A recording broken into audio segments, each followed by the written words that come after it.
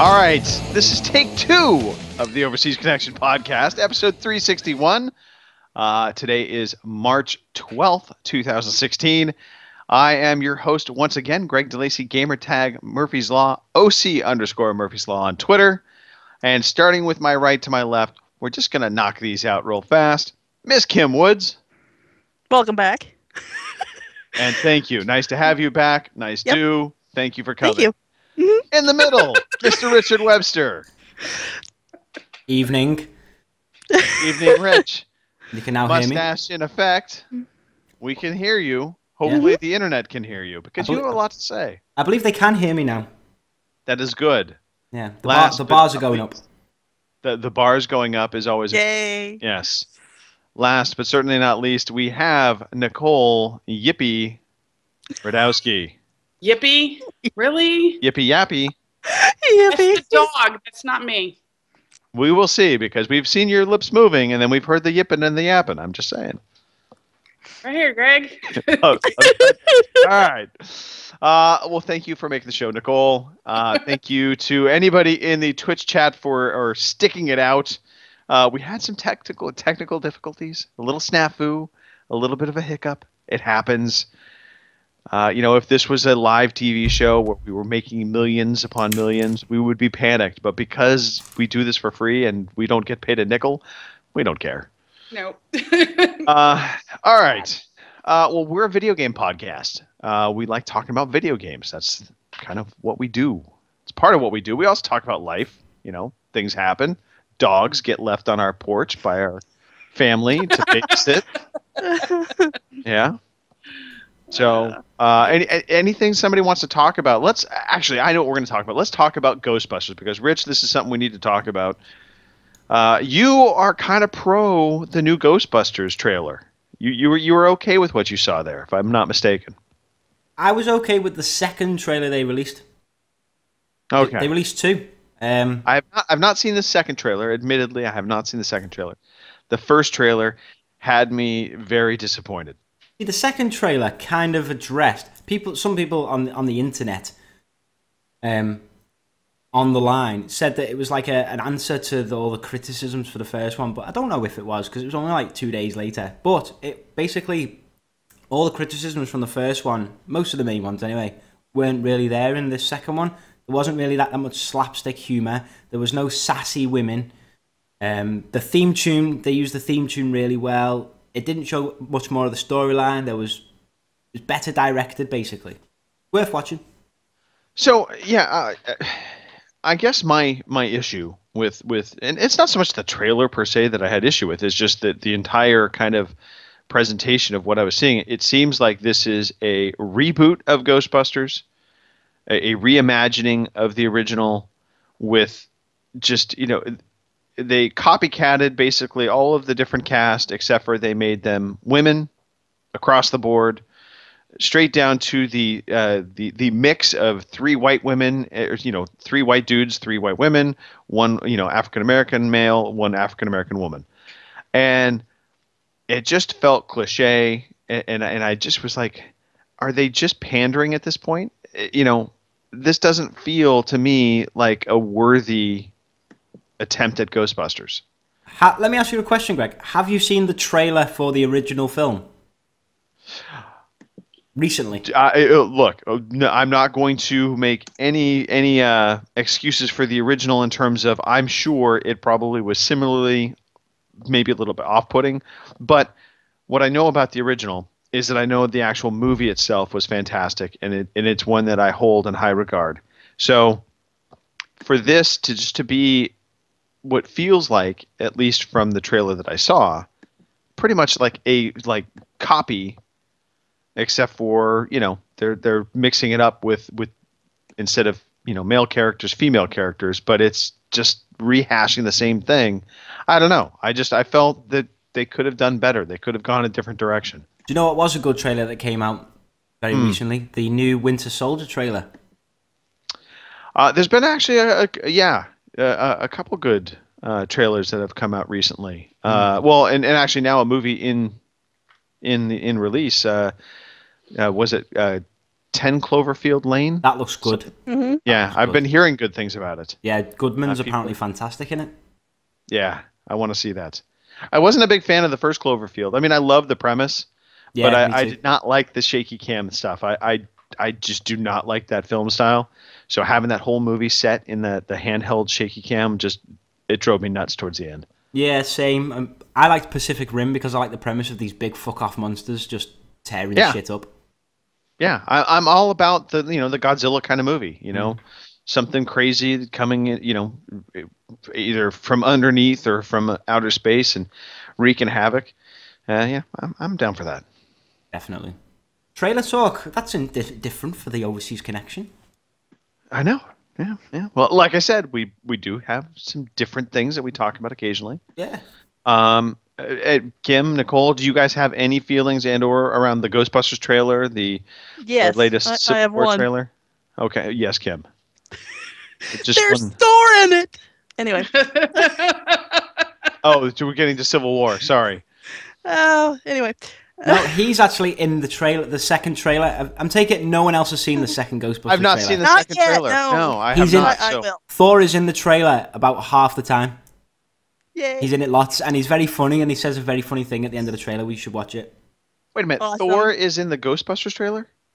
Yeah, well, Yeah. the Chris Like Hemsworth, Chris the Hem- actor.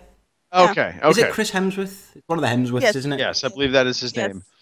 Yeah, so Okay, he's so- in it as he's the receptionist, but he's in like for 1 second in the first trailer, but then in the second trailer, half of the screen time is basically him being all sexy and funny. He's very good. Yeah, Kim, Awesome. you need to be a little more clear here because I literally thought Thor is in Ghost now. No, That's a I think weird literally crossover. Thor. Yeah, that I'd still watch it. that actually But anyway. might make me go see it. All right, okay. Yes. By the way, Team Captain America or Team Iron Man? Where are we sitting on this one? Civil War. No, that's difficult. That one's a hard one. Yeah, I am all about Team Iron Man. Wherever Black Widow Captain goes, I'll America. follow. Wherever she goes, I'll be That's- following. Rich, I'm right there with you. Um, There with you. I don't know, I can Exact- see I can see both sides. I can see Captain America's side, but I can see Tony Stark's as well because they do fuck shit up. Like, Yeah. it is devastation. However, it's not going to go well. It's not going to go well. People will die. It's like Civil this War podcast. rarely We don't know if we're all going to make it out alive by the end of it. True. exactly the And same. we do constant civil war within the podcast team. Yes. Nicole, any thoughts? The rolling of the eyes. I did. What are you guys talking about? No, we're good. Yeah, I like them both. We'll see. Impartial. Okay. I'm very impartial. I like them both. They're both hot. There is that, yeah. Yeah, I'm like, so what do? The hot guy in the blue suit or the hot guy in the red? Pick red versus blue. The red pill, the blue pill. I don't know. That's putting it in a different light. I never quite looked at it this way. Yeah, well, I'm not going to talk about swallowing pills. We're just going to leave it there. Yes. Let's leave it there. Spider-Man. That was actually, I had forgotten he was in it. So seeing him come into the trailer, I was like, oh yeah, and I liked the whole dynamic Yep. eye thing with him. Yeah, like I like Deadpool. Spider-Man. Yeah. The eyes Very moved much. in the mask. I thought that was good. I like it as well. He's like a young kid and just seemed really good. I think they're gonna do really well. Yeah. I'm looking forward to it. Well, he's got to be better than Tobey Maguire. There, I said it. I'm I better was than not a Tobey fan. Maguire. You're better than Tobey Maguire. I think that the world is behind you on this. There's very few people that actually, maybe Tobey Maguire is the only one that's behind that He's the performance. one fan. Yeah. And I guess outside of that, the other big movie, moments away, Superman versus Batman. Right? I was not really excited for this for quite some time, and now that it's finally here and I'm seeing some trailers, Mhm. I'm there. Right? I'm ready. Ready to go see that. Yeah. Batfleck looks amazing. Honest to God, he is Batman. Yep. Yes. He is Batman. I think he pulls it off well. Still not crazy about the guy that plays Superman, but it's maybe he redeems himself in this movie. Do you know what's funny though is like Batman's voice. Why do they all have to? It's like, do you bleed? They're right. They'll Well. talk like they have gravel in their Well, throat. I think Yeah. that's just that's Batman. That's what we know to be Batman. And, Yeah, and maybe I don't know. Adam West was like, "Hi, I'm Batman." Yeah.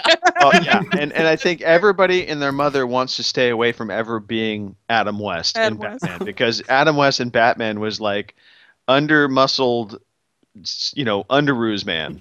You know, That's Batman as I remember him from those TV shows. And you look back on it and you're like, how did he beat up anybody? yeah, he looked like a librarian. Do you know, I was watching Big Bang Theory, a very recent episode, and they get Adam West to come to Sheldon's birthday party because he wanted Batman to be there. And they're arguing in the car, like having a debate about who the best Batman was while Adam West is there. And he goes, I was the best Batman because I never had to tell anyone I was Batman. People just knew. I never used to be like, I'm Batman. They just knew I was Batman, and I just thought that was quite funny. That's true. Because in all the Batman films, even Michael Keaton is like, I'm Batman. Yeah, they all had a bit of an identity crisis. Yeah. But yeah, I still don't quite get the Wonder Woman crossover for Superman versus Batman. So I candy. I don't know where. Well, maybe yeah. Yeah, I don't know where they're taking that though. Yeah, it's obviously, weird. she's going to get her own movie. That's I think pretty clear. What the hell are you chewing on? Nicole, stop Yep, talking to your child. I'm I'm not. not chewing on anything. So It's that dog I'm watching is now eating pens and pencils that I don't know where he got them from because I picked them all up. So I'll be right back. A little bit of ink poisoning is perfectly fine for me. Last bit of news, like Nerdvana news from me, is the actress who played Rey from Star Wars, Daisy Ridley. She may be cast as Lara Croft for the new Tomb Raider movie. It's based on the rebooted game, so a young Lara. Yeah, I'm kind of surprised they didn't maybe. I mean, the gal that they modeled the new Tomb Raider after, because I believe she's an actress, if I'm not mistaken. Yeah, and she looks fantastic. She looks the part. She looks the part. She pulled off the voiceover stuff perfectly fine. So I'm, wonder why they didn't maybe approach her for this. Weird, maybe they didn't feel she had the star power. Probably the same reason they didn't cast Bryan Cranston as Lex Luthor and do an older one. Because sometimes people just make mistakes. Yeah. Because that would have been possibly the reason why they didn't cast me as Superman. The only reason. It's got to be the only reason. The only reason. Yeah. All right. Let's get into talking video games. Let's talk about what we've been playing this past week. I'll kick it off since I wasn't here last week. 2 games have graced my game playing time over the past couple weeks. Flame in the Flood. This is a little indie title I picked up. It is a roguelike, although they do checkpoints, which I really appreciate. But it's a survival game, and you're drifting down this river. You're this little girl with a dog, and you have a raft. And you stop at different points along the river, and you're basically searching for different supplies to make things and survive. And there is something about this game that I just really like, and it is punishing. It's not easy, but as you get, I'll say I've died many times in this game, but especially in the very early going, the death rate was much faster. A lot of things were killing me, and I wasn't quite getting what I needed to be crafting. But it's interesting because it's like through this trial and error, suddenly you start to get it. You start to figure out what is really important, what is maybe something you can hold off on making until later. And then suddenly I'm at this point now where I survival in terms of supplies is not such an issue. I've got a decent cache of supplies on my raft. I've upgraded my raft. I've upgraded some different tools that I can use to survive in the wilderness. What, Kim? What? Nothing. No. Anyway. Nothing. It's not you. I know. It's not you. It's I've been told that by many girls. It's not you. It's me. Anyway. So is it a good game? It is. I really like it. I probably would have liked to have seen this be like a $15 game. I want to say it was $20, but it's right on that cusp that I can say, if you're looking for this kind of game, definitely take the plunge. It's worth it. It's got a lot of replayability. It's not a short adventure, and so Yeah, I've really enjoyed my time with it. Surprisingly so. I kind of dove in a little bit unknowingly, about fully what the game was, but I wanted to take a chance on it, and I've been handsomely rewarded. And on top of that, The Division, which amazingly, out of this podcast, I'm the only guy playing this game. I got Oh. it. Shocks me. I got it free Okay. with my new graphics card, but I sold the game because I didn't think anyone would be playing it on PC. I honestly no. didn't think anyone would want to play it. Yeah, it has been fantastic. Now, so The Division, I'm pretty sure everybody listening to this podcast knows something about The Division. I don't think I need to recreate the wheel on this.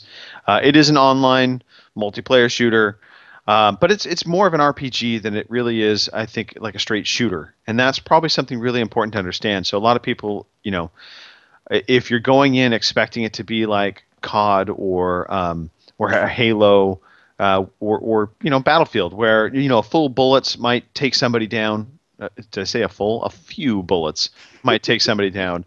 Not a full one. It's got the Borderlands numbers counting off as you're hitting them with bullets, and so it has that RPG kind of hook. It's got the loot. You're able to customize your character. You're upgrading it, and what's interesting is it's online co-op. In the main kind of single player side of it, but then they have this area called the Dark Zone, which really is just their PvP area. But what's interesting is that it's a player versus environment as well as player versus player environment. So you go into the Dark Zone, and basically it's a large contaminated area. So anything you find in the Dark Zone is, it needs to be extracted to be cleansed, so to speak. And so you when you find loot, you have to eventually call in a helicopter to extract out your gear. And this is where the game really becomes fun in the Dark Zone, because if you get killed before you get your gear out through extraction, you lose that gear. Somebody will pick it up. It likely is not going to stick around. So there's this real tense moment where you have multiple different groups of online players that are coming to get their loot extracted. But in the Dark Zone, you can fight against other players. And if you kill another player and they have loot on them, you can take the loot that they dropped. And the loot being, and I should, caveat this, it's loot that they have not extracted out of the Dark Zone yet. So once you get loot out of the Dark Zone and you re-equip it, it's yours for good. But you have to extract it first. So there's this risk reward to going into the Dark Zone, whereas outside of the Dark Zone, any loot you find is always going to be yours. Nobody can kill you and take it away. But so you get into this extraction zone, and there's like a 1.5-minute timer before the helicopter comes, and everybody's converging on the spot. And the game, smartly, I think, also almost all the time you will have some kind of environmental enemy come in. So NPC enemies will come in on the location as well. So there's going to be a firefight at some point in and around an extraction zone when you're trying to get your loot out. And so that in itself will create a firefight. But at any point in time, another player could turn against you. You never know if the guys you're in there with are going to be dicks or if they're going to be good guys, and basically everybody help one another. And so when they do turn against you, they go rogue. And that's and they show up as like this red enemy dots on your screen. You'll know who they are. And what's interesting about that also is they now have a bounty on their head. So killing rogue agents actually will get you additional experience, as well as you'll be able to get whatever loot that they have on themselves. So it's this real interesting dynamic. And then even within the Dark Zone also, there's other missions. So just like out in the non Dark Zone area, you have missions that you can complete with other friends in co-op play. In the Dark Zone, you have those same kinds of missions. And again, the loot is better in the Dark Zone. So there's payoff to going in there and taking that risk. But getting it out and getting your loot extracted out is always just a dice roll, it seems. And so it's exciting. I've been very much enjoying my time. Mark Wright, Marcanix, who is one of our fellow podcasters, is like insanely addicted to this game. He's borderline hitting the level cap of 30. I think he's been playing for 24/7, like 3 days in a row. Wow. He claims to be sick. I don't know that's the case, and that's actually why he's not on the podcast, because he's quote unquote sick. But I bet if we looked, he's probably online playing. See, I've heard people say that this is the state that the Division is in is what Destiny should have been at launch. Yeah. Yeah, and I've heard a lot of people echoing that. And all I can say to that is what's great about the Division versus what I did not care for about Destiny. Really kind of twofold. I never feel like there's a time where I have to be grouped up for the missions that I'm going into. I can try and tackle them solo, and you can complete them solo. Whereas in Destiny, there were the raids, you had to be grouped up. And then the other part of it is in Destiny, you're constantly going back to over and over again to certain locales. And that's just the way the game is set up, because it doesn't have a lot of different areas. And in the Division, it's this massive city. And so even though in some respects you are kind of going down the same streets sometimes, it just feels very different. It feels like a real world kind of scenario, as opposed to or situation of you exploring an area as opposed to a set piece. I don't know if I'm doing a good job of explaining that, but that's one of the other real big things that jumped out to me. I didn't feel like I was constantly being told to go back to this one, if there was a hotel that I had to keep going back to over and over again, that would get boring really quick. Mm-hmm. But that's never the situation in the Division. You're constantly just, there's many different areas within and around the city and below the city. There's actual subway areas that you can go and explore as well. And you're never seeing loading screens. You're never, doing this ridiculousness of the ship that you got in Destiny, which really was just a loading screen ship. That is, yes, you had to upgrade your ship to be able to get to different areas. I know that eventually was the case, but it really felt like the most ridiculous thing. It was like, oh, you can have your own ship. For what? For my cutscene, for my loading screen. Okay, great. And the last part about the Division, I'll say that I really am enjoying against this notion of base building. So you have this main base that you unlock early on in the game, and it's basically a base of operations for the Division as they're trying to reestablish everything within the New York area. And so you go out and there's a lot of missions that are set up to basically unlock and upgrade components of your base. And as you start doing these things and unlocking these different elements within the base, they actually start to visually upgrade them within the base camp. So you might walk back in and upgrade, you say, your medical wing. And when you first get to the medical wing, everything is just completely, just strewn about, dilapidated. Nothing's set up very well. Basically at all. It just looks like an abandoned, room. And there's a couple different office buildings or offices, offshooting from the room, but everything is just disarrayed. And then you upgrade some things, and then suddenly you see they've set up a little trauma center, and so it's kind of cleaned up in the corner, and they've got a couple beds there that there's a doctor treating somebody, and then you might upgrade into there's a decontamination area where individuals, NPCs are being cared for in that area. So it's just a nice little touch. And again, with all these upgrades, you start getting perks back. And so your character earns some perks that will help you out in the field. So, okay. I don't know. Division. I love it. That's it. That's all I have to say. Yeah, I have very good things. I'm done. Well, Rich, you wanted to go next? We can just dive into what you've been playing. Yeah, sure. I'll keep it brief. Still plugging away at GTA 5 and Pokemon Y. I will finish them one day. I bought Stardew Valley with the plan to play it today. Because I've heard really good things. Apparently, it's a lot like Harvest Moon or something. which I've never played, so I'll be going into it blind. Right. I didn't play that because I got a game invite from Duke Scaff to play Rocket League, Okay. which I've brand new. I've never played it before. That game is the fucking dog's bollocks. It's fantastic. Rocket League is good. And I'll say this, Rich, you are a little Skypey at the moment, but that's okay. We're still getting what you're getting, or what you're saying. But yeah, Rocket League. So I'm assuming there's still a lot of PC players out there that are playing Rocket League. Yeah, I mean, we had no troubles finding a game, you know? Right. Now, actually, that's a good question. Are you playing on PC or PS4?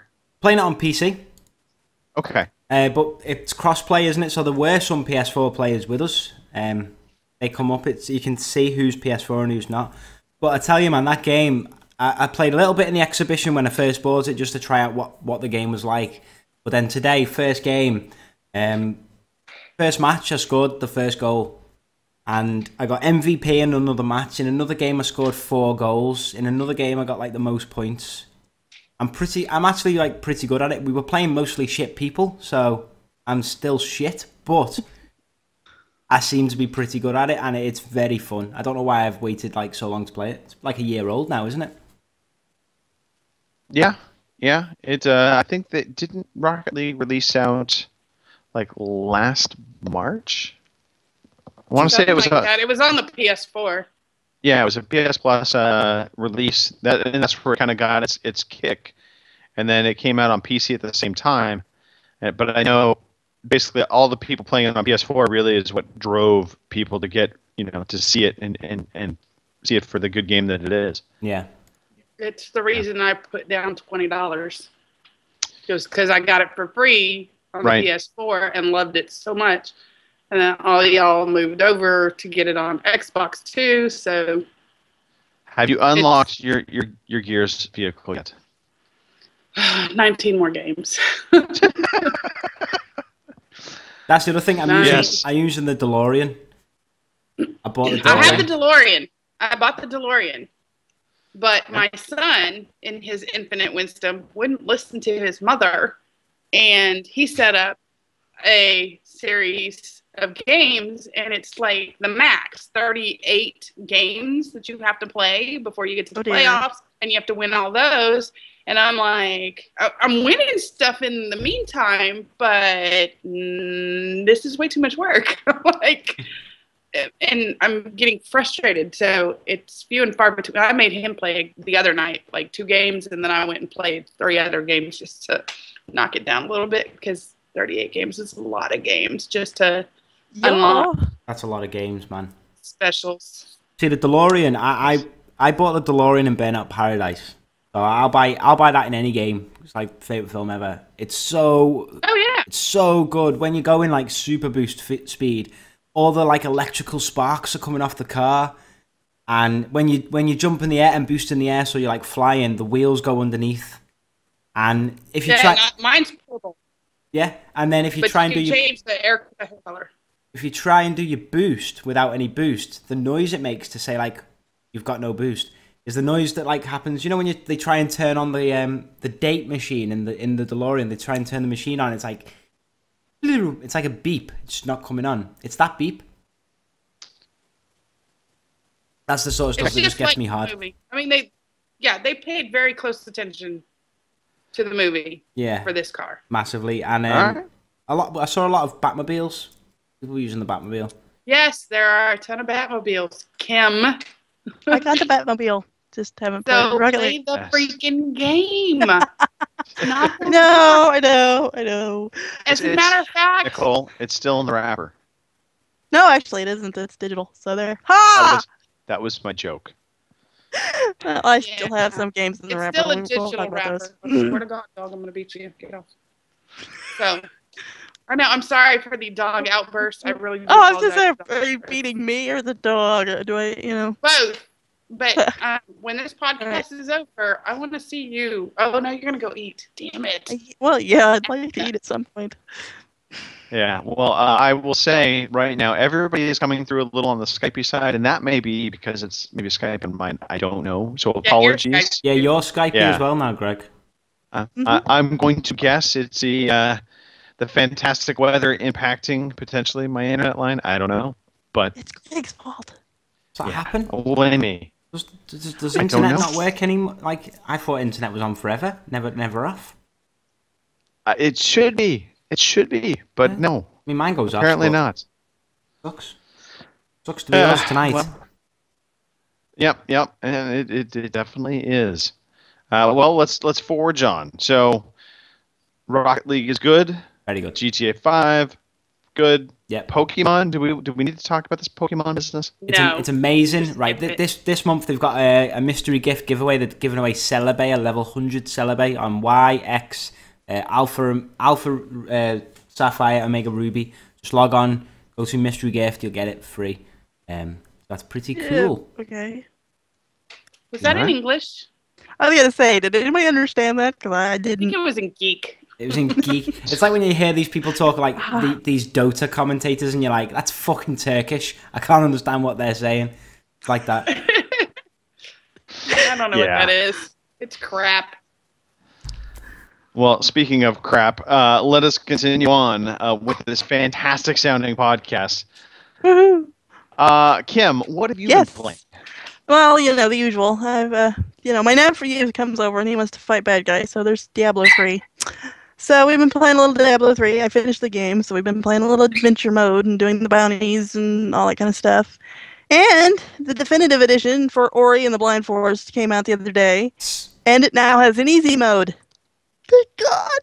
So I've decided to start that again. So Okay. Easy Doing mode well. for the win. I'll be I like getting that. it. Yeah, I like the easy mode. So the only thing is, when I downloaded it, I assumed if you already had the original version, your game save would carry over and I could start where I left off. No, it did not. So I had to start over, which is fine because I wasn't that far. But I'll be getting that when it finally Mode. comes out on PC. It's delayed, isn't it? yeah, I think Delayed so. on PC. I reckon it's Yep. because the Microsoft store is not very good. PC games, as we've heard. I think they're delaying the entire thing for that reason. Because they'd lose sales. You see, it's coming out on Steam as well. But if they launch it on Steam now, and then in 6 months' time on the Microsoft store, who the fuck's going to buy it on the Microsoft store when it's been on Steam for 6 months? So they've delayed the whole thing. Exactly. But yeah, I'm looking forward to that because I never played it, and it was one of those games I was looking at going, I should buy that. I should. It's good. Do I do my degree or do I play Ori and the Blind Forest? There you go. One of Those them. are important questions. I played you know. Pokemon. It was a secret third option. Yeah. Who needs an education? Yeah, who needs an education when I can just pretend to like do a job for a living? That's what I do. Okay, you've been helped away. So no, that's pretty much for me. Diablo and Ori. So Diablo and Ori. Okay. yeah. Okay. Yeah, I'm trying to get to the bottom of what the reasoning behind the failed internet connection could be, and the only thing I can think of is that there may be some recording going on in high def on the different receivers in the house, because that all is through my internet now as opposed to over the cable. Anyway, it sounds better at the moment. Things cleared up for a brief second. For a little bit, yeah. Yeah. Maybe I stopped looking at porn. I don't know. That might be it. too. That's what's That would help. Totally. I mean, Totally what's going on. All right. Well, let us keep going. Nicole, Yo. do you want to talk about what you have been playing? Well, we talked about Rocket League already, so you know my story on that one. But the other one was that little handheld device game. What is that? Clash of Clans, Clash Royale. hmm Right. So we have a G4TE clan again.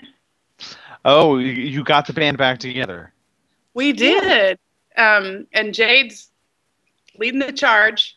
So Okay. Jade Archer is leading the charge. It's a little different. You that a go in and you Good thing or is battle. that a bad thing? No, I actually like it better. I think it's a good thing. It's a little more casual, maybe. Yeah, I don't have to worry about being there on, assigned war days.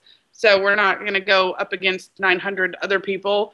You battle when you want to battle, 1v1. And I tend to get my ass kicked a lot. So that part's a little frustrating.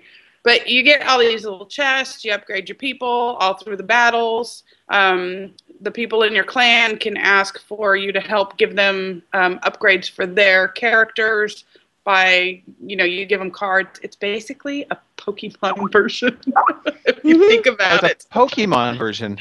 Fantastic. I just thought about that. I was like, oh my God, you're handing out cards and doing upgrades. We just got the Pokemon version of Clash of Clans. That's disgusting. That's exactly what it is, the Pokemon version of Clash of Clans. Ah, shit, I gotta explain it. No, it really is a lot of fun, though. It really is. Okay. I like it, actually, because, like I say, you're kind of on your own. You're with a group who can support and help you, but for the most part, you're on your own, battling by yourself whenever and wherever you want. So it's a little less demanding, and I like that. Mm-hmm. Okay. There's nothing wrong with I don't have anything against Pokemon, to be honest. It's a collection game. It's one of those games that I think for people that like collecting stuff, it scratches that itch. Anybody want a dog? I was just gonna say that sideways glance to Cole was priceless. Because he's over here going. He's like, no, if you guys gotta see this, it's like disgusting. Hey, look. He's just begging. He is. Aww. Look how freaking cute I am. I'm wiggling my tail.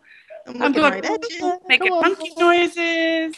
Come on, Mom, pick me up, pick me up, pick me up. Well, I held him for like minutes. That was good enough. But he kept sniffing down my shirt, and I didn't like that. So we're not doing that. Typical boy. Typical boy. I know. You are a typical boy, aren't you? Oh, poor baby. All right. Well, let's give anybody in the chat that's sticking around so far. The call quality is horrible. We know. We apologize. I feel bad right about now, but there's not much we can do. So I would like to give any shout-outs that we can. So maybe Nicole or Kim, if you see anybody. Teflon, Ginge, RCGC, and Bongo was in. He helped me out because my computer is crap right now. And then, the rest of us that monitor the chat. Okay. Chapstick. Don't forget Chapstick. Yep, Chapstick just showed up. Just now. Boy! Yep. Can't forget Chapstick. I know, our favorite Australian. One of these days, we may get him on. We need to. You hear that? You hear that, Chapstick?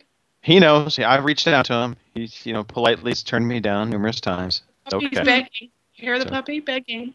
That's me too, begging. Come on, Chapstick. You know you wanna. Come on. All right. Let's talk about some things that happened in and around the video game news. Rich, I know you and I were kind of talking about this on and off. The whole Microsoft PC thing. Yeah. They had a big event last weekend, and on the heels of all of that, a lot of news started coming out around Microsoft basically pushing kind of pretty much all the Xbox One titles that, basically saying that they're also going to start releasing out to PC. Mm-hmm. A lot of people freaked out over this. This also led to a lot of people looking at the Windows Store and how they manage the games in the Windows Store. And it was this like kind of tidal wave that I'm pretty sure Microsoft was not anticipating, of more negativity than positivity around the titles coming out to PC, primarily because it was that, look, Microsoft is using this as an opportunity to get people involved on the Windows Store. And so I look at it and I'm like, well, I get PC gamers want to have a lot of freedom to it. And, the technical part of the background, I guess, is because all of these games are basically put in a wrapper, which is a UWP wrapper, Universal Windows Program. I think I'm getting that right. Anyway. That's like the... It's kind of like the UI, if you will. It's the thing that holds it all together and allows it to be used, the same application to be cross-platform. Windows Phone, Windows PC, Xbox. But in order for that to happen, they take away a lot of the freedoms. Like VSync has to be on, mostly because you don't want an app to have fucking screen tearing on your phone. That'd just be ridiculous. Right. And you don't have access to the executable because you don't in any app store ever. You can't go on your iPhone and go to the Angry Birds.exe file. Right. So it's basically like that. And can I just set the record straight? I'm hearing a lot of people in the industry, and then obviously community and users and gamers are just listening to this ridiculous nonsense and then repeating it on forums like it's truth. Microsoft are not trying to control PC gaming. There's this idea at the moment that Microsoft are out there to try and make all PC games only available on this app store, and that they'll tighten the noose around everything. That's not the case. Microsoft have control over their store, and it doesn't affect anything else outside of it. It just doesn't. Microsoft can't. Right. And I've heard quoted experts in the field saying about Win32 being what we use today. That just basically means exe files and DLLs and all that sort of stuff you see on your PC. And they're saying, like, they could get rid of that. If Microsoft got rid of that, there would be no software development industry, because people would only have to make software for the App Store. So you destroy the software industry, because 99.99% of software on people's PCs would not be released on the Windows App Store. You know what I mean? And I've said this, I've said it on a couple of forums because people are just dicks. We're living in an age now where open source software is the big thing. Everything's open source. People have got, companies have got GitHub accounts. Everything's on there. Chrome's open source. Free software, free to play stuff. If Microsoft decide to close Windows, Windows will be dead in terms of freedom of software. So people need to stop saying that shit, because Microsoft can't control what we have on Steam. Just can't. They just can't. So it's basically Microsoft want to make their store better. We have to believe that their intentions are not so much good, because obviously they want to make money, but their intentions are, we have to go based on what they say. And if Microsoft say there's issues, we recognize there's issues, we want to fix them, we just have to see how it plays out, see where the chips fall. Yeah, I mean, look, the Microsoft Store initiative, if they want to have any kind of relevance with PC gamers, there need to be games worthwhile to get in the Microsoft Store. So Microsoft is leveraging their IPs now. They're trying to create this larger ecosystem. It makes sense that they would say, look, our exclusive games, we're going to release in the Windows Store. It's not going to prevent somebody from playing games on Steam. It's there's plenty of games that they're still going to have and own on other stores, even Origins. But so I get where they're coming from. I don't have an issue with it. To me, it's a natural progression. If they're truly trying to grow Windows into this kind of larger ecosystem for gaming, and basically making kind of Xbox the wrapper, if you will, for their gaming initiative, I think the biggest challenge for Microsoft in that vein is Xbox Live. What do they do about gold versus non-gold, console gamers versus the PC gamers? And clearly Microsoft, I think, gets that they can't charge PC gamers for Xbox Live Gold, or I should say that they are not requiring Xbox Live to be paid service for PC gamers for multiplayer or for just chat. So where's are they going to really try and play up maybe the free games aspect of it for gold? And in which case, what could they do? And this is a question I would throw out to you and maybe even people in the chat if they want to sound off on this. But what is an incentive at either Microsoft or even a company like Sony with PlayStation Plus? What could they do to elevate their service to be something that PC gamers would want to participate in? I mean, is it more free games? See, I think that raises an interesting question, because I mean, I'm a massive Xbox fan. I just didn't buy one this generation. We have a PS4 because me and my missus, we've got one. If Microsoft want to take my money for a live service on PC, I think a good thing to do would be perhaps the Origin Access or EA Access as it's called on Xbox Live. Right. Maybe a monthly Okay. fee, and you play Xbox games on your PC, something like that, and you get you know your Xbox Live membership, achievements, all that included. I'd pay like $4.99 a month to be able to play Halo 5 and Right. and Gears of War and Forza and whatever. I think that might be the way to go, because Microsoft, their leverage on the gaming front is for one thing, it's not new anymore. All the consoles Right. have got it in a sense, but also they're not bringing anything new to PCs. Everything on the Xbox One is on PC and more. So they Right. have to offer PC gamers something more than what they offer console gamers. The incentive to stay a console gamer, I think we've mentioned this, is the price point, isn't it? It's the initial. How Sure. much does it cost to be a PC gamer versus how much does it cost to be a console gamer?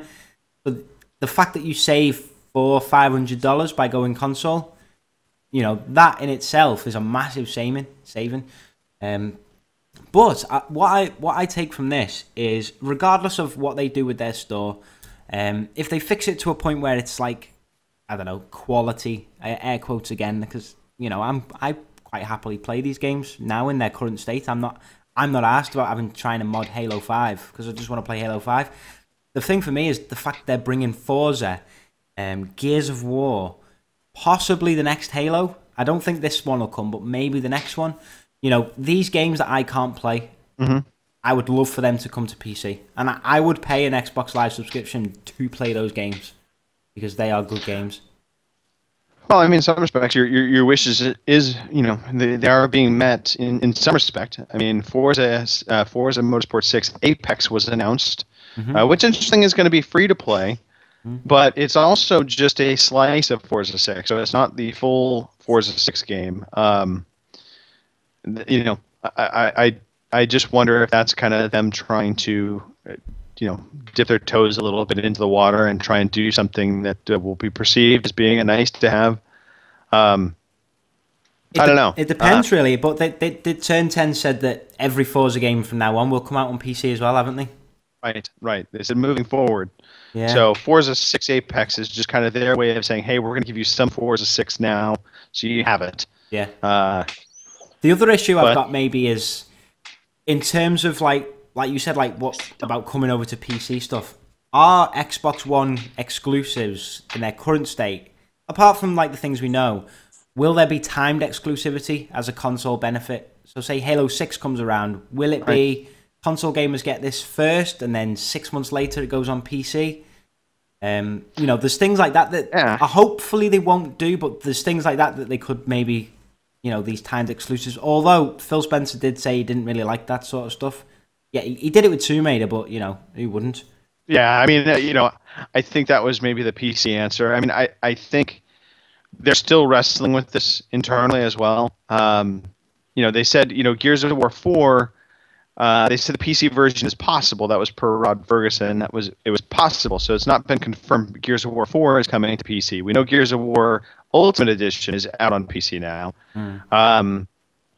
We know that all the you know, future Forzas will be coming to PC, but we don't know if it's going to be day and date. I'm assuming, based on Quantum Break and it being day and date, that is going to be how they tackle this moving forward. But you know, this also there was a lot of news in and around Microsoft this past week, and the other piece that was kind of on the heels of all of this was also this discussion of upgrading the console.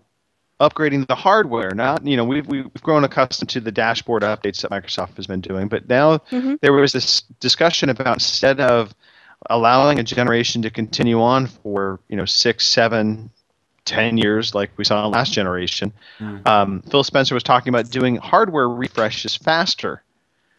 And this also was one of those crazy things where, you know, console gamers freaked out a little bit. Because we're used to having these long life cycles of the console, but part of me is really kind of okay with that, because I like, you know, it's a direct correlation to the cell phone industry, right? Cell phones, they're coming out with new models continuously, and iPhone is probably the best and worst model to look at for this. It's the scariest one, if you ask me, because they roll out a new iPhone every year, every 2 years. I think it's really a major update to the iPhone come out every 2 years, and then they have like a soft update every year. And so gamers are looking at this and like, wait, you're talking about yearly releases? I don't think that's the case. I think Microsoft may take more of an approach of maybe every 3 or 4 years doing some kind of update to the hardware. But one of the things they talked about was having it both backwards and forwards compatible. So again, taking that cell phone model of your old console still going to play all of the new games coming out, and as the generations kind of go forward, maybe the third or fourth refresh or update to the hardware, now you're going to start seeing maybe games being locked out that are only playable on that console moving forward. But it would be a matter of really, if you think about it, Rich and girls, it's no different than upgrading your GPU, right? So in the PC world, games come out and you have minimum specs for a game, and then there's all different variations based on GPUs, right? And then, of course, Rich, you know this better than all of us. You adjust your settings and tweak your settings to get the game to run as best it can on your rig. Well, having a few different iterations of console, really, it's just like having a few different iterations of graphics cards.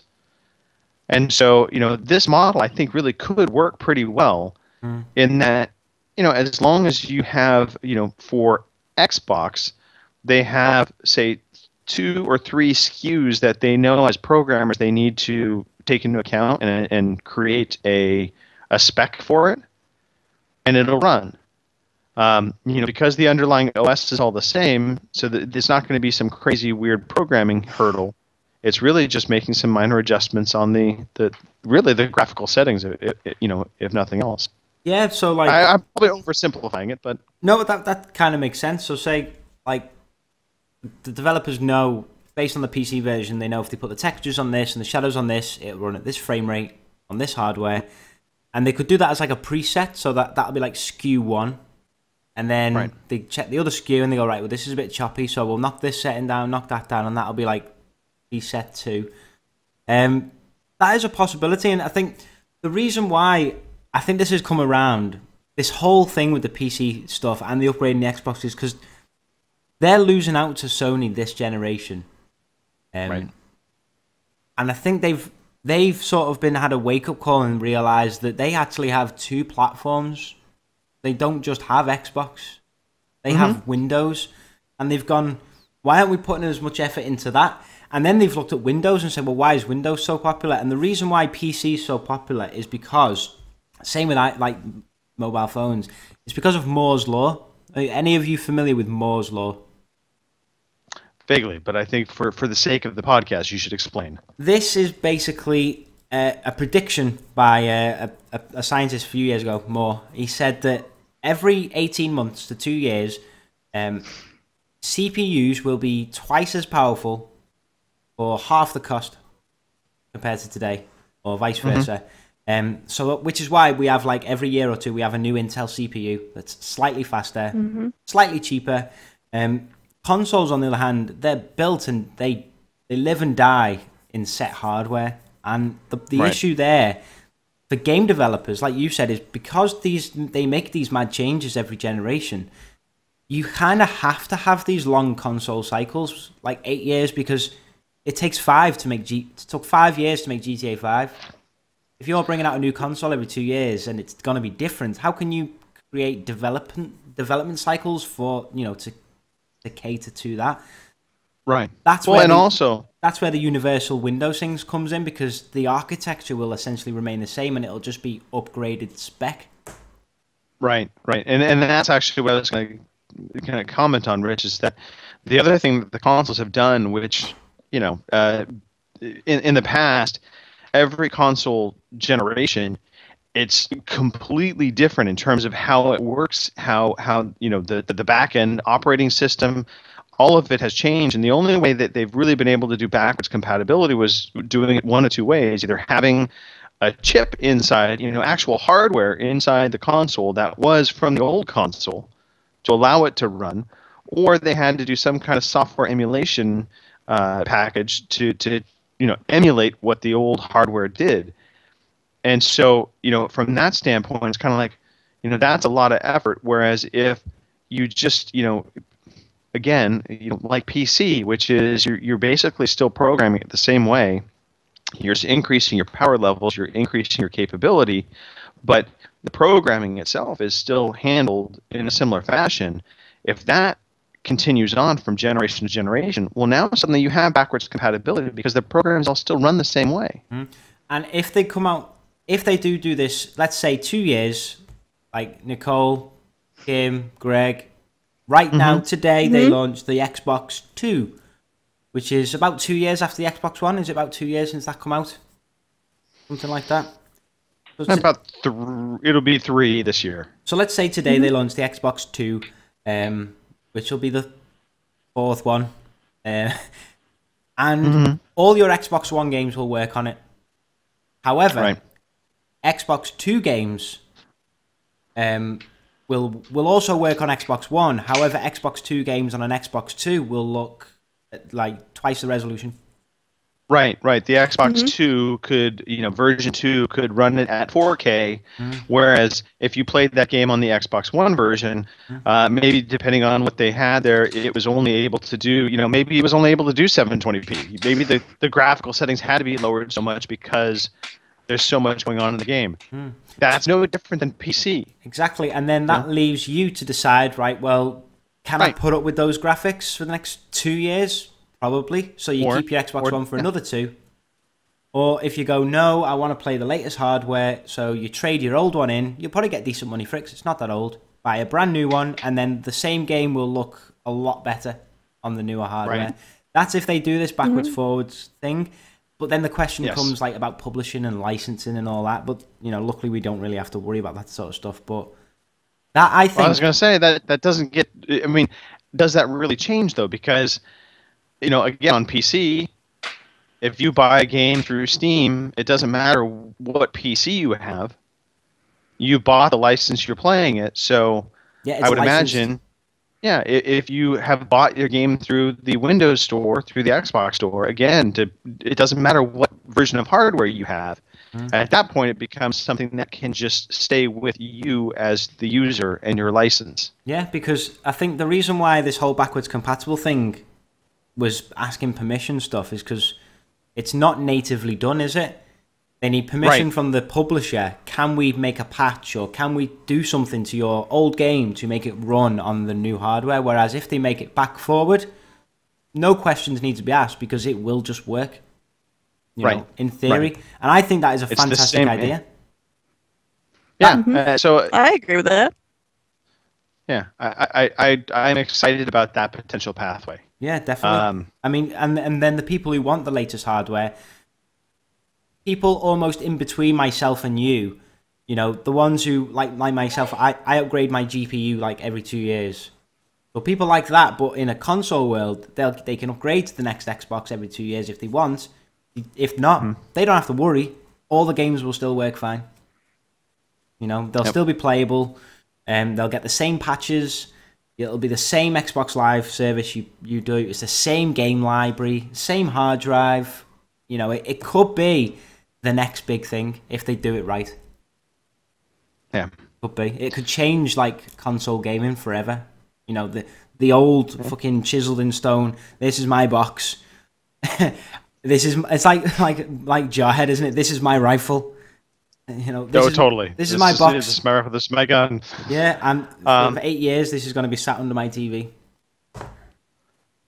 Well, all right. Let's continue on. And again, if you're listening, we apologize. We know this is very Skypey. Hopefully, it's somewhat listenable. So if you're sticking with us, thank you. We very much appreciate you sticking it out. Lionhead, we didn't even touch on them. Yeah, we've got lots of news still happening. So let's discuss some additional things. So Gears of War 4 was confirmed. 30 frames per second campaign, 60 frames per second multiplayer. It is going to be, as far as I know, 1080p if I'm not mistaken. But the frames per second was interesting that they chose to lower it for the campaign, which tells me they're going to be trying to do a lot of extra visual things. Yeah, set pieces, big monsters, all that stuff. Yep. Lionhead Studios, this was the other really big piece of news from the week. Lionhead Studios and Play Now Studios. Play Now was the guys that did Max the Curse of the Brotherhood, which I really liked that game. So they, along with Lionhead Studios, basically have been shut down. Although Lionhead Studios, I guess, because of the UK laws, they're being proposed to be shut down, and they have to go through that. Yeah, they'll steps. have to do redundancies. Giant Bomb, like I was listening to Giant Bomb, layoffs. They were talking about administration. And they didn't really quite understand what that means. Yes. Basically, when a company goes into administration, an outside company, the administrators come in and basically say to any creditors or anything like that, they say, right, no one's getting paid. Any money the company's got right now is not going anywhere, and then the administrators decide where that money goes to. So, does it pay off the lenders? Does it pay off the different people? They decide where the money needs to go, and then divvy it up, and then they sort out the redundancy money and things like that. But that's the job of the administrators. So yeah, it's not. They can't just go, right, you're fired, and then no one turns up the next day, and the company just disappears. It's a process like that. But also redundancy. Some of these guys might have been there 20 years. You can't just sack them. You need to give them some redundancy pay. Right. And so, from that respect, at least Lionhead, I think, is in a better position than, say, Play Now, in that they're getting that possibility. It is a shame that Lionhead. Yeah, it's a shame that Lionhead's getting shut down. I like Fable as an IP. That was kind of their bread and butter. But I will also say this. It had been 6 years since they had really done anything that sold halfway decently. Yeah. That's a long time for a fairly large studio to go operating inside a company like Microsoft and not be producing something that's making money. Yeah, it's like Rare. I've heard rumors that they need to start doing something soon. Well, and that's the interesting thing. So I think you could really say Rare Replay probably has helped save Rare from a similar fate. Although I think Rare also, amazingly enough, I think they actually had a little bit more of a success track record than Lionhead did within the Xbox 360 and even on the Xbox One, in that Rare, yes, they did a lot of Kinect stuff. But their Kinect stuff actually sold pretty well. Kinect Sports actually was a pretty popular title. It actually did really well sales-wise. And so, you look at Lionhead, Fable 3 was the last game that they made that did halfway decently. Then they put out Fable The Journey, which was just trash. They put out that little arcade title, the Fable arcade title, that also I don't think fared very well. And then they were working on Fable Legends for 3+ years. So, comparing that to Rare, it's like Rare had, no worries. They had Rare Kinect games. Then they had the Rare Kinect Sports this generation for Xbox One. I'm sure that did not sell well, just based on the fact that Kinect got killed off fairly quick within the Xbox One. Yeah. But Rare Replay, from what I understand, did really well. And that's sure I'm guessing that was a pretty budget title for Rare to create. I don't think they had to, really spend a lot of money to develop that. So I think that was a holdover for them for making Sea of Thieves. So anyway, ultimately though, this is sad news. We're losing two of these developer houses that were really, they had put out some games that we all enjoyed at some point or another. And then there were another I think 5 different studios. There were smaller kind of internal studios that had been working on formerly Kinect stuff. They had also been, I guess, shut down. So all said and done, it was a rough week for Microsoft on a PR front for sure. Well, it's a bloodbath. Sony are doing a job fair though in Guildford, aren't they? Yeah, it was great to see. as soon as these announcements hit, you saw multiple different developers. Sony put out that they were going to do a job fair. Multiple developers were putting out statements saying, hey, anybody at Lionhead, we're looking for developers, blah, blah, blah. So I have no doubt these guys are going to find jobs. At least I hope all affected, do find a landing spot. Yeah, apart from any shit developers, we don't really, those guys that just come in and click and go, oh, yeah, not interested in that, lads. Pull your weight. Pull your weight. The disc version of Hitman has been delayed to 2017. I thought this was just noteworthy. It is the future. Yeah. Well, so they're launching this episodically, and the first episode actually came out this past week. It's only $15. I actually will be picking this up. I want to support this kind of new version they're doing, this episodic version.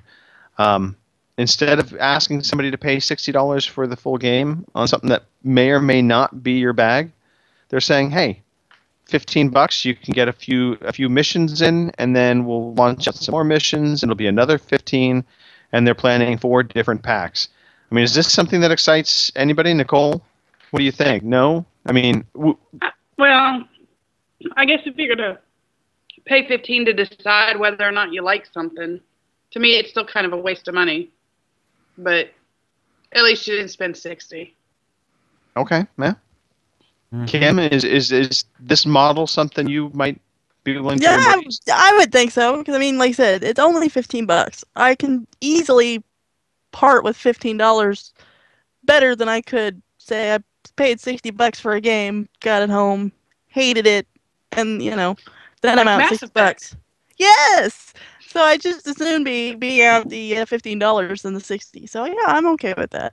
See, guys, what you're basically saying is, if a guy said to you, right, you have to give me a blowjob, but I'll let you try a hand job first. That's basically what they're charging you, ladies, for a demo. Charging you for a demo. I'm just being the cynical one here. I agree it's actually a pretty decent idea, but that's what they're doing. They're basically saying rather than do a demo, advocate. Look at you. Rather than do a demo, we'll charge you for it. Yeah, thanks, Square Enix. Well, and I think maybe the other piece that got lost a little bit in our discussion is that now the full version isn't coming out till January 2017. So that means if you were one of those people that decided you were all in on this game, you paid $60 to buy the full Hitman game, which you can do right now. Basically, it's like you're buying the season pass, if you will. It's like kickstarting the game, like a year. Early. Yeah, you're not going to get that full game until next year. So yeah, it's very much just like the preview program. Rich, that's a great analogy. Weird. It's interesting. Yeah. I mean, I there was a lot of things going on about this, like, wasn't there? Like, it was going to be this, and then it was going to be that. Oh, we'll chop it up into bits now. I don't know if they know what the fuck they're doing sometimes, but I don't know. We tried the beta, and it didn't look very good. That was the beta, so I don't know. We'll see. I bought Absolution never played it. I haven't never played Absolution? No, I installed it. Like day one, 35 quid. I think I paid. Never played it. I liked Absolution. Yeah. You should pick it up and play it. I played a Hitman game on the original Xbox, the OG, and I liked it. The dog is going nuts now. Apparently, this dog has chewed up. He started chewing up my dog's pillow. So I had to go get the dog's pillow. Then he brings over the shoes out of the shoe crate. So I had to go fix that and pick that up.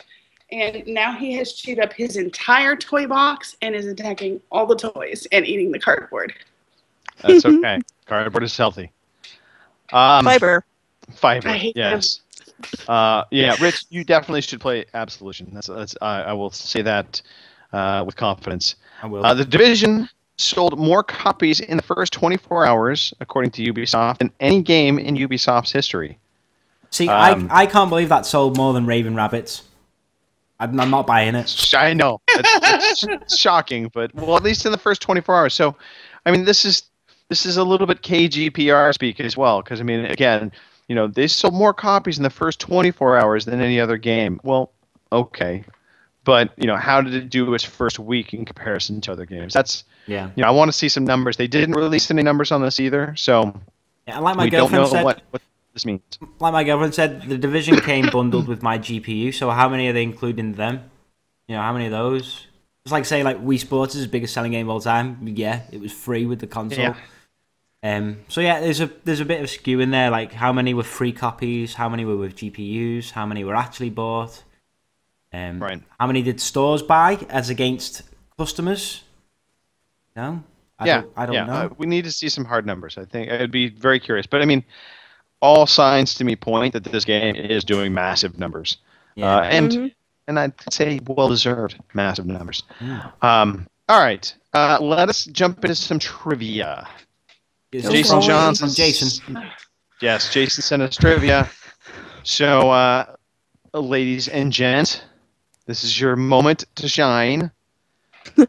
Audience, play along. Assuming you can hear us again, we apologize for the Skypeness. Nothing I can do about it at this point. It is what it is. All right, here we go. First question. And Rich, I'll be going to you first for your answers before the ladies, just because I can't see you. I can see them. Age before beauty, obviously. That was totally where I was going to go with it. Yes. Yeah. All right. First question up. In the Halo universe, how many alien races make up the Covenant at the height of its power? So basically, how many alien races make up the Covenant when they were at their fullest? So basically, I want to say this would be probably Halo 3. So how many alien races make up the Covenant? Was it A, 7, B, 10, C, 6, or D, 9? Okay. So, Rich, I'm going to ask you to give you your answer first, and then I'll go to the ladies. Okay. I think it might be 6, but I might have missed one. The Flood aren't counted as Covenant. I'm guessing. I don't think Truth is the same race as the Arbiter. I don't think they're the same race. Should we go with 6? Could be 7. All right, Rich is locking in at 6. Is that your official answer? Yeah, could be 7 though. All right. Rich is at 6. Kim, where are you going? I'm gonna say 9. So Kim at 9, Rich at 6, Nicole. Your choice One is dead dog. One dead dog. That does not count as a Covenant race, though. 7, 10, 6, or 9. I'm gonna go with. Well, let's see. I'll go 7. Just. Nicole's going to go with 7, and she's maybe adding a dead dog to the race. I'm throwing a dead dog in just for grins and giggles. Yes. He's chewing on the baby fence now. Well, I will say this to the panel. Rich and Kim, you should have a dead dog in your area as well, because 7 is the correct answer. Oh, good. Yes. I knew it. Yes, Rich, you were right there. You were there. So the 7 that make up the Covenant race, and I'm going to do my best to get this correct. You have the Ungoi, which are the grunts, the Kigyar, which are the jackals, the Yanames. That was really hard to say. Those are the drones, the flying drones that look like little. I missed them. Yeah. Yeah. Then you had the Sangheili, which were the which were the elites. The Juralan, Jesus Christ. The Juralane, which are the brutes. The Lek Gulu, which are the hunters. And then the Senshum. That's what those are, the prophets. Yes, okay, so I missed off those fucking drones. I missed this too as well, Rich. When I read the question, I tried answering it myself. I did miss the drones. Yeah. They were I tough. went with 7 because they went with 6 and 9. Yes. It's a good strategy, Nicole. That was a good strategy, and it paid off well. All right, next question. This one right up Nicole's alley. Here we go. In which Legend of Zelda game did the character Tingle first appear? Which Legend of Zelda game did the character Tingle first appear? Oh yes, totally Is it- up my freaking alley. Is it A, Link's Awakening, B, Wind Waker, C, Majora's Mask, or D, A Link Between Worlds? So, Rich, once again, I will go to you first. In which Zelda game did the character Tingle first appear? I freely admit, I thought Tingle never existed before this next game was coming up, so that's how much I know about Zelda. So, was it Link's Awakening, Rich, Wind Waker, Majora's Mask, or A Link Between Worlds? What is your answer? I don't know why. I think it's Wind Waker. Okay. So, Rich is at Wind Waker. Nicole.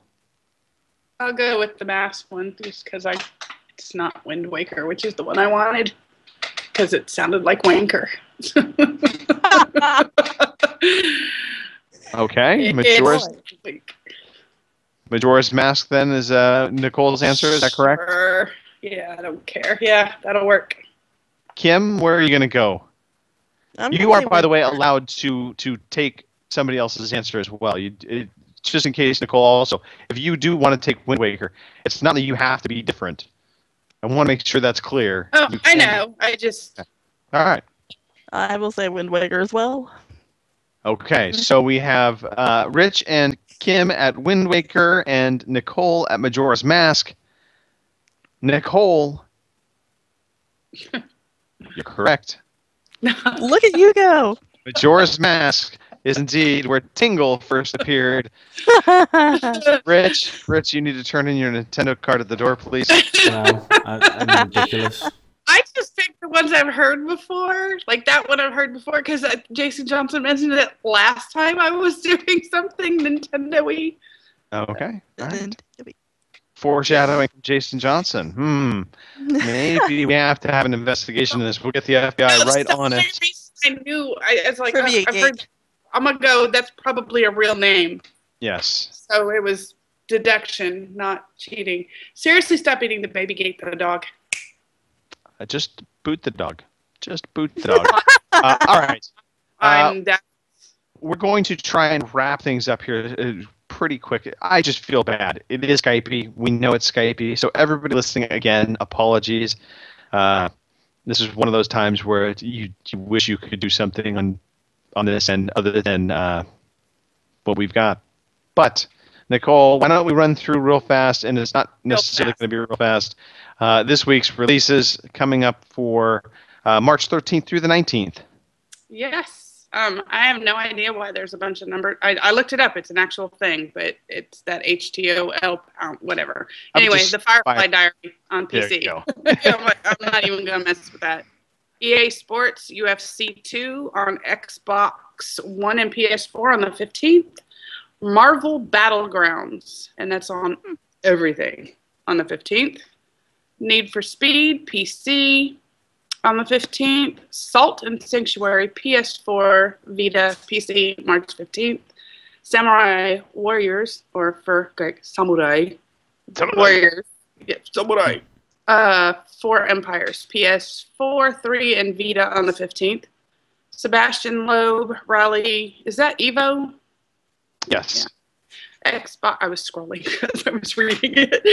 Xbox One, PS4, PC on the 15th. Senran. Is that Japanese? Kagura?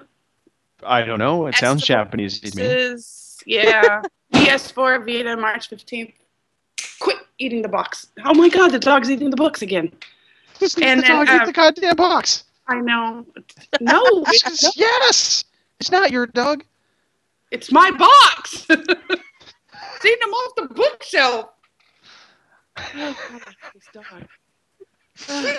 Turtro Bot and Company, Xbox One, PS4 on March 15th, and a game that Kim and I are totally looking forward to. Yes. No doubt, right? Xbox One, PS4, and PC. That's going to be awesome. Well, this one, the next one here too, you know. That's actually a real game. I looked it up. World's Fastest Pizza PC on March 15th. guy I Thanks, used to date. Boy is not a real game. I'm hungry. Bongo put that in there. Dungeon of the Endless, Xbox One, March 16th. And is that Pokken? I thought that was Pokemon Tournament.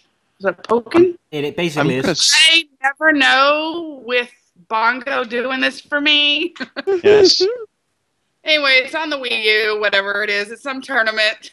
Nobody really cares. A Pokken tournament. A Pokemon tournament. But you have to say this next one properly, Nicole. Shantae, like Shantae. And the Pirate's Curse, Xbox One. So with an accent. Very much on March 18th. All right. Thank you for that, Nicole. And of course, this week, the Games with Gold will be switching over on the 16th. So if you haven't picked up Sherlock Holmes Crimes and Punishment, actually, you still can get that. It's Supreme Commander 2 will no longer be available after the 15th.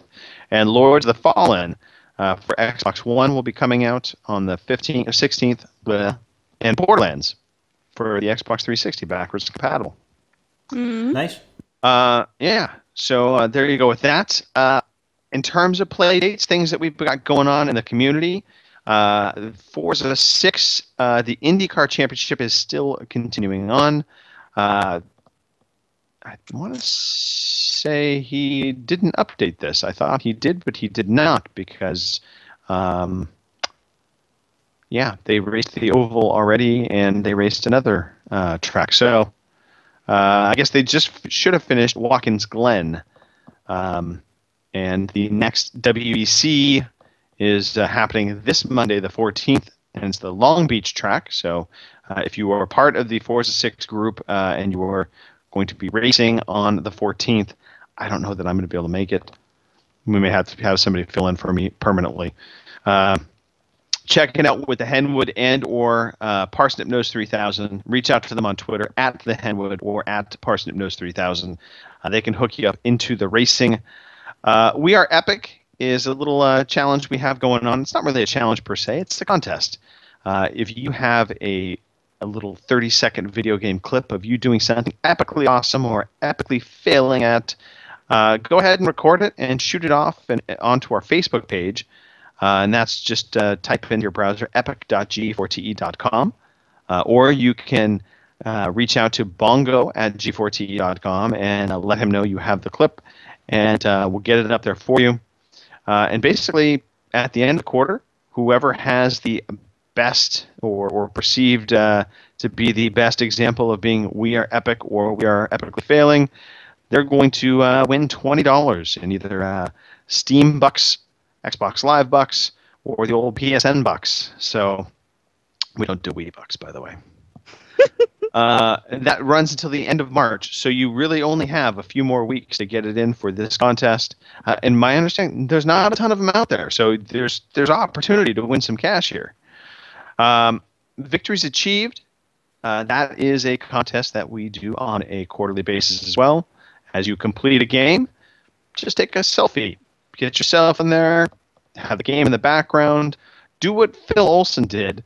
He took a picture of himself that looked like he had zombie makeup on. I think he did some kind of Walking Dead thing, and he had his picture with the game in the background. We love that stuff. But tweet that to us at g4te.com. Spell the dot. It's very important.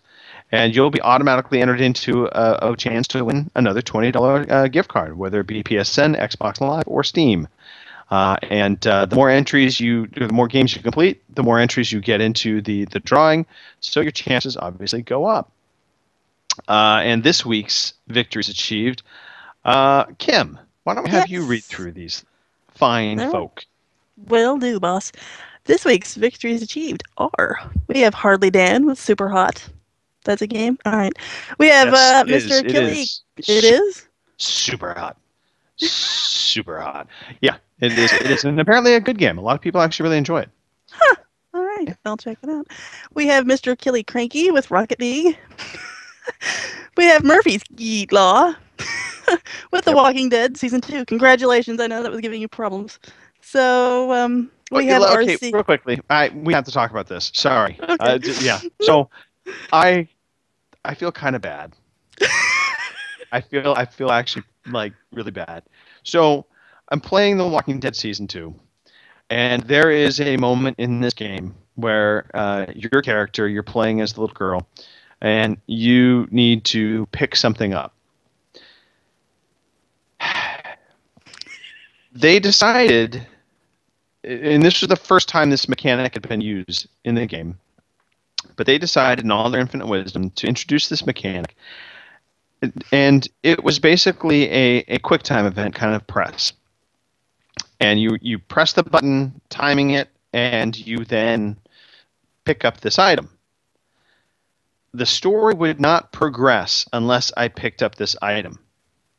And to give the visual, you have the A button prompt, and it's basically being bracketed by two brackets that close together, and when they touch, they turn like a brighter white, signifying like that's the time to press the button. So I'm doing this over and over and over and over, and I mean fucking over and over. And all I see her little hand do is, like this is the object. Reach, grab it, pick up, put down, come back away. Grab. So again, this is a really bad visual I'm just giving everybody, but because that could be taken a different way. But yes, so this is happening over and over again, and I'm like, what the fuck? And I'm like getting pissed off. Cannot get this stupid walkie-talkie, and I'm like trying to time it perfectly. I'm counting at this point. I'm like, this is the most difficult quick time event I've ever experienced. And of course now I'm just so furious. I'm like tweeting out nasty messages to the developer. I'm taking screenshots of this and being like, what the fuck is this? So then, I'm just like frustrated. So I put my Elite controller down on my leg. And I'm like, fine, whatever. And I'm grabbing my wine, because I was drinking wine at this point, and I'm taking a sip. And as I'm looking at the screen, fucking arrow up, up button shows like it's time to pick this up. And I'm like, holy shit. So I grab my controller, and as soon as I grab my controller off my leg, the arrow disappears. And I'm like, you fucking game. And so now I'm even more pissed, because somehow I magically, because the Elite controller has the paddles on the bottom, I had knocked the button and activated the QuickTime event. So now I'm like, trying to do it again. I'm like, okay, clearly I can do this. So I'm pushing the button again, pushing it again. Like 10 minutes go by. Nothing. I'm not being able to pick this thing up. And I'm just scratching my head like there's no tomorrow. And I do not understand for the life of me how I'm not being able to get this event timed down. So apparently that was to click in and hold the button. Not just press it, but click and hold. And as soon as I did that, the up arrow came up, and I was able to pick up the walkie-talkie. So, yeah. Jeez, Telltale. But I was just like point out, it was really crappy UI and some really poor gameplay on my part. But yeah, that's what I get for drinking wine and trying to play games. Anyway, continue on, Kim. I really need to get off my chest. We have RCGC Sarah with Far Cry Primal. We have Pebbles91 with Voices from the Sea. Scrolling down. We have Companion Cube with Murdered Soul Suspect. Infected Psyche with Hatsune Miku Project Diva. Mr. Miyagi 1984 with Sunset Overdrive. Right. Filthy with Rocket League. Caliburn M with Witcher 3 Heart of Stone. And Bungo the Sane with Rise of the Tomb Raider. Congratulations. Yeah. Which, by the way, he said was fantastic. He enjoyed it. And it retracted all of his negativity around that game. Yeah, I hated Awesome. that originally. I know. I think he still hated the story, but that's beside the point. We also have a little thing going on right now. So as you are completing these games, especially with victories achieved, Bongo, through just the sheer charitableness of his person, is going to be donating to Extra Life $1 for basically every game that's being completed in terms of a point level. I'm not going to go into how he's assigning points, because basically for every game you complete that's 4 hours or more, you'll get a full point, quote unquote. And for every game that Gary Lever completes, he'll get half a point. So at the end of this, whoever's completed the most games is going to get some special things from Bongo, an Overseas Connection T-shirt and a mug. But more importantly, there's going to be a donation being made to match all of the points that are for completions of games, which is great. So keep completing games, and I don't know when this ends, so this very well may just go on for a very long, long time. In which case, Bongo is going to owe a lot of money. But it's for the kids, so no complaints. All right. We are at that time. We are going to put this podcast to bed, especially because I don't think anybody wants to listen to any more Skypeness. So if you want to be a part of this conversation and hopefully have better audio in the future, it's super easy. Every Saturday, we're recording 3 o'clock Pacific, 6 p.m. East Coast, 11 p.m. UK. Rich, you're probably starting to get tired as we're talking away here. I'm asleep. This is me. This is what I do in my sleep. Okay, all right. Hold a pen and look around. There you go. But if you want to watch us on Twitch, just go to Twitch and look for G4TE. Or if you want to do it super easy, just type into your browser live.g4te.com. That'll take you to our Twitch page, and you can watch this podcast. You can always email the show if you ever want, podcast@g4te.com. You can tweet us at OC_podcast. We do have a Facebook group. That's where we do all of these great contests like We Are Epic. And simply just type in fb.g4te.com, and that'll take you to our Facebook group. We do this for the love of you, the gamers. We do not ask that you subscribe to anything. We're not a Patreon. But we do take in donations if you ever want for our prize pool. That just goes back out to you, the gamers. So if you ever want to do that, just go to our website, g4te.com. Look for the donation page. It's there. iTunes, Stitcher reviews, YouTube reviews, any place you could ever review us, just do it. Just give us a review. Just write it on a post-it and stick it on your fridge. Doesn't matter. Yeah, exactly. Yeah, a review on your fridge. Perfectly fine. In fact, write us a review, stick it on your refrigerator, and then put that picture onto Twitter. Yeah. Yep. There you go. That'd be hilarious. I'm waiting for somebody now in the community to do that. All right, it is time for us to do our shout-outs. So, Rich, you get first dib honors. Start us off. I'd like to shout out Duke Scath for suggesting we play Rocket League, and the only reason I bought it is because he sorted a game night the other night, and I couldn't do it because I didn't have the game, and I was like, I'm going to buy the game. And we played tonight, and he's very good. He said communication is the key, and it is, so we were communicating back and forth every 2 minutes. I was like, Duke, you're a dickhead. It was just nothing but communication. It's the key to victory, really, as a team. Nah, he's a great guy. And just shout out to all of you for showing up. And Jason for his trivia. I like his Nintendo trivia. I just wish I knew more about Zelda. I didn't play Majora's Mask. I thought it was... I wasn't interested at the time. I had a PlayStation 1. So, Nicole, you go. Shout out to the Shatters and to the listeners, because without them we wouldn't be here. I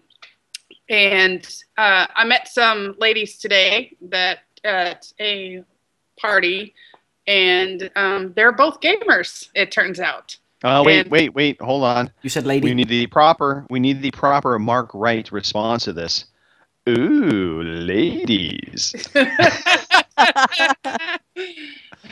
So, hopefully they'll be joining in. I told them about the podcast, and hopefully we'll get some games in here in the near future. Hopefully this is not the first podcast they listen to. Oh boy. Hopefully not. Yes. We'll see. You never know. You never know. And if so, I'm sorry. Yes, there you go. You'll apologize. So sorry. And of course to Jim and to you guys and to Mark, who's pretending to be sick, not six. Well, I might be able to be sick. Pretending to be sick and is level probably 39 now for the division. No, he said 29 this morning. And technically, Nicole, I think we actually could say he's pretending to be sick and six, because that's what you do when you're six, is you pretend to be sick so you can play games. Oh, so okay, yeah, fine. Yeah. Go me. There you All right, go. Kim. I want to give a shout out to you guys. Another good one, even with the Skypiness. So our, our lovely viewers and listeners and the people in the chat, because we wouldn't have a reason to do this otherwise, because we don't want to hear ourselves. So hope everybody has a good rest of their weekend. And how about you there, Tank Top? Thank you for that, Kim. I don't know about you, Kim. I could talk to myself all day long. I do it all the time. I was gonna say I do too. But I would like to say thank you to the three of you for persevering through this. I know it's been a bit of a rocky one. The Skypiness sucks. We're sorry. We feel bad. Just reach out to Bongo saying he will be giving full reimbursements to everybody watching the show. I want to shout out Gary DeFelice. He has had a very hard week, and I feel bad for him. This is a really hard time for him. So, community, if you can maybe say some prayers for him. It's been difficult for him.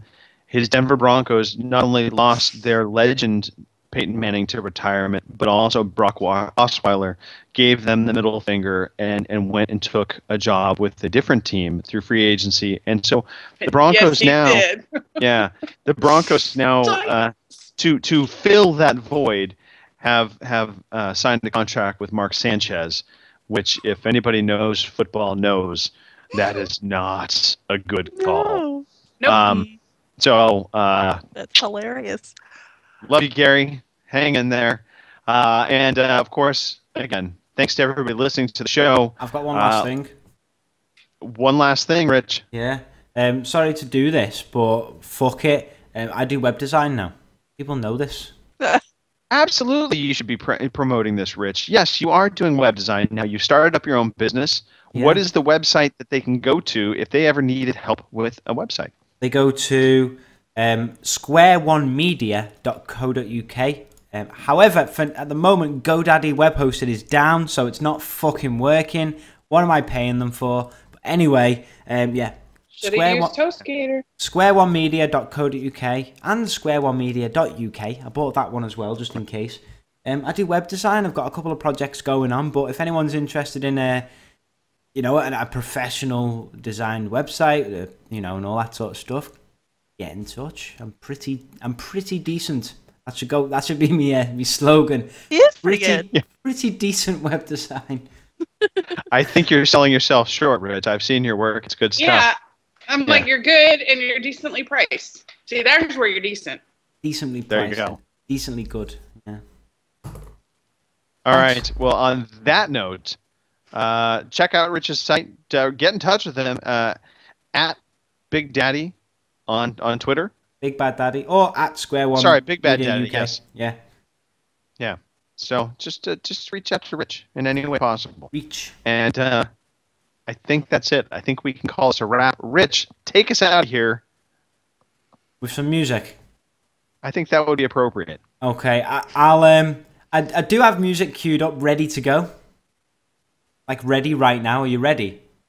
I'm ready. Are you ready? Are you ready for a bit of Muse, Greg? Muse is coming on right now. Oh, okay. Give it to me.